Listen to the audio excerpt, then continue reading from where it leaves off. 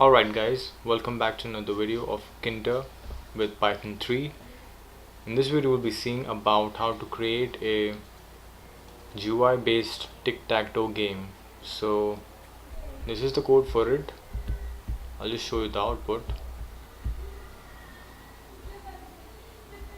Yeah, this is the game output, and let's just play 1 0 x 0 x 1 2 and bam, last click. So it shows the winner is X, and it's pretty simple. It doesn't show you the output, who is the winner of this game, in the middle while you're playing. It is like you just end the game and you get the results.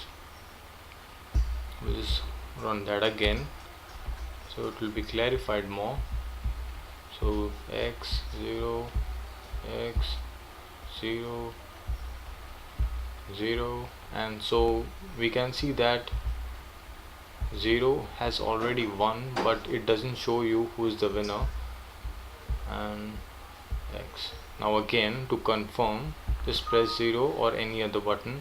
It will just show you winner is O. So this is how the game works. Let's go on to the code.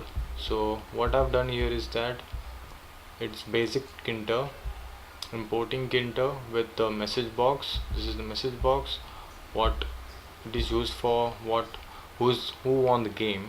Basically this is the Tkinter object, Tkinter title, and this is a variable taken for the button click. So whenever I click a button, let's just go again. I'll just do it like this, and yeah, so this is for button click. The b click variable is used for when I click on this button, it should be true and it should print X, just that. So I've taken the b click variable as global in the function ttt, tic-tac-toe, and this is for buttons. So I've just done couple of else if statements. So what actually happens is that the button, which is a string, when it's empty and when I click in the button, it will eventually be true, and what text need to be printed over there is X. This is how it works. First of all, if button text is empty and when I click on that empty button, which will eventually result in true of that button, and when it's true, X will be printed. Same for the 0, and for the matching or the choosing the winner of this game, it's basically if else, couple of if else statements. So this is for 1 2 and 3. Those are the various combination. I'll just show you over here. So this is 1 2 and 3. Likewise, there are various combinations for each player, similar combinations basically, for each player to have the possibility of winning. So this is 1 2 3. If X is 1 2 and 3, that person has won. Same for 0, and there are various combinations like diagonally, horizontally, vertically, 2 1 2 3 4 5 6 7 8 and 9. This is how the combinations work: 1 5 and 9, and this crosswise and vertically there are various combinations. I'll just show you here. Just undo this. Yeah, so 1 second.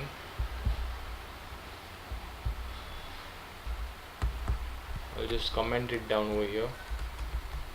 So 1 2 3 then it will be like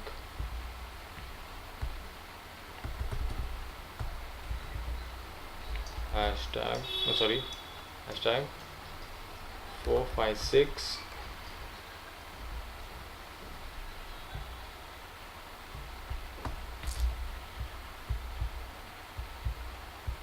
let me just get down over here, tap tap tap tap,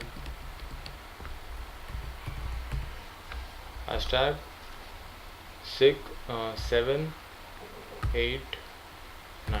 So these are the button arrangement which is done over here. This is 1 2 3 1 4 5 6 1 7 8 9 1, the depending on the player. Then this is diagonally, that is 3 5 7 1 5 9, and vertically 4 1 4 7, and etc. Those are the combinations. Like this is 1 2 3 4 5 6 7 8 9, diagonally 1 5 9 3 5 7. This is how it works, and this is 1 4 7 1 4 7 1 5 9 and 3 5 7. That is how it works.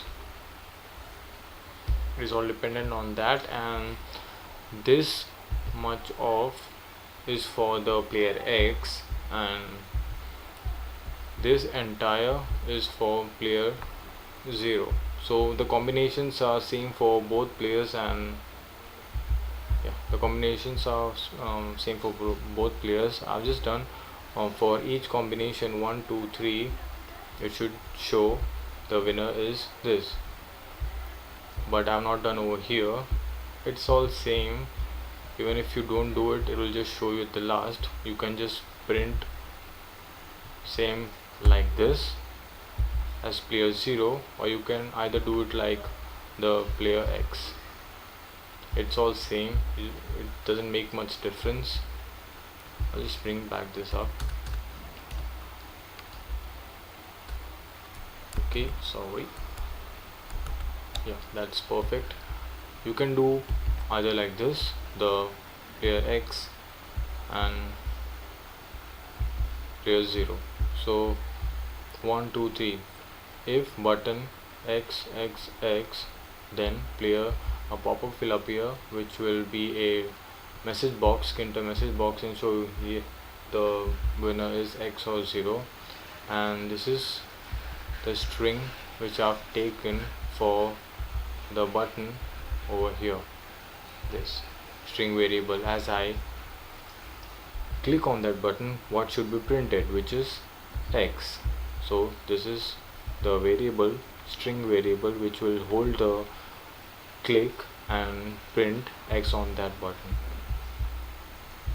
So yeah, this is for button string variables, and these are various buttons which I've created without any text, which is I've kept it empty. As I click, it will be printed based upon the user input, and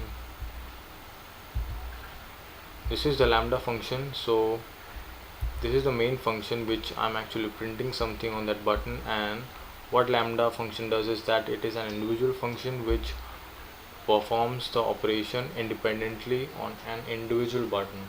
So for, I'll just run that again.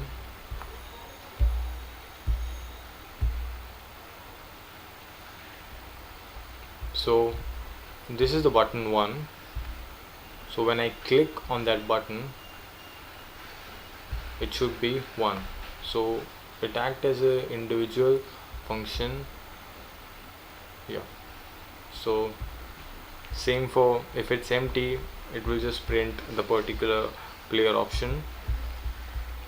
So all text field are empty, and you just need to add the command of lambda, and this is the function for that button. Yeah, pretty much till line same, it is same till end. And yep, that's it for this game. So I'll just show you the code properly.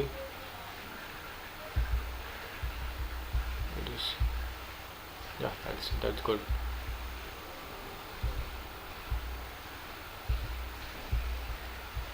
So this is the code. Button click true for, and this is the combination. I just copy and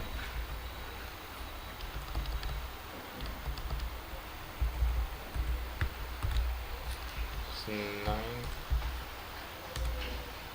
8, 7. So this is the combination. Just work upon it and bring new ideas. It's pretty simple.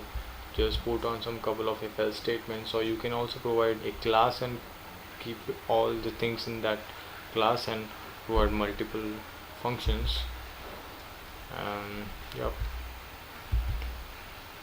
this is for x, this is for 0, and the button string variable, and these are the buttons which are empty, and when I click on it will just present the particular player. And this is the button. Yeah,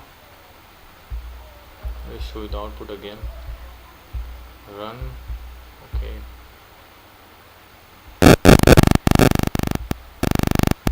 so x 0, x 0, x. So the x player has already won, but it won't show until the game is finished. 0, x. Again the 0 has also won, but the thing is that x has already won the game. It will show x as a winner, not the 0. Again just press. As you can see, the winner is x. Even if the 0 has won, it is in the later part, so it will just show you the x is a winner. It is like it is stored in that program, but it won't show you. I'll just have to come up with a better solution for that, but this is kind of working well. If you have more good suggestions, please comment down below. And yeah, that's pretty much for the Tic-Tac-Toe GUI with Tkinter.